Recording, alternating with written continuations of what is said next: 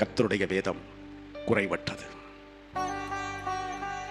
என் தேவை மட்டும் இல்லைங்க. நான் யோசிச்ச ஒரு நாள் இந்த வாரத்தில் தாங்க, இந்த உலகத்தில் எத்தனை பேர் தேவ ஜனங்கள் இருக்காங்க.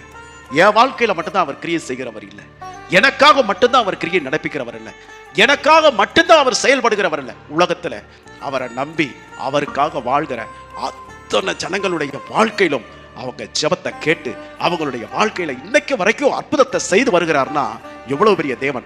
இந்த ஆயிரக்கணக்கான ஆண்டுகள்ல நாம படிச்ச தானியேல், யோசேப்புக்கெல்லாம் எத்தனை தேவை இருந்துச்சு, எத்தனை பிரச்சனை இருந்துச்சு. அவர்களுக்கெல்லாம் அற்புதம் செய்தது மாத்திரல, இந்த காலங்களிலே அவரை சார்ந்து வாழ்ந்த எத்தனையோ பரிசுத்தவான்களுக்கு அவர் இன்றைக்கு வரைக்கும் அற்புதங்களை நிகழ்த்தி கொண்டேதான் இருக்கிறார். அல்லேலூயா. அன்னைக்கு மட்டும் நடந்ததில்லை. செங்கடல் அன்னைக்கு பிளக்கல, அன்னைக்கு மட்டும் பிளக்கல.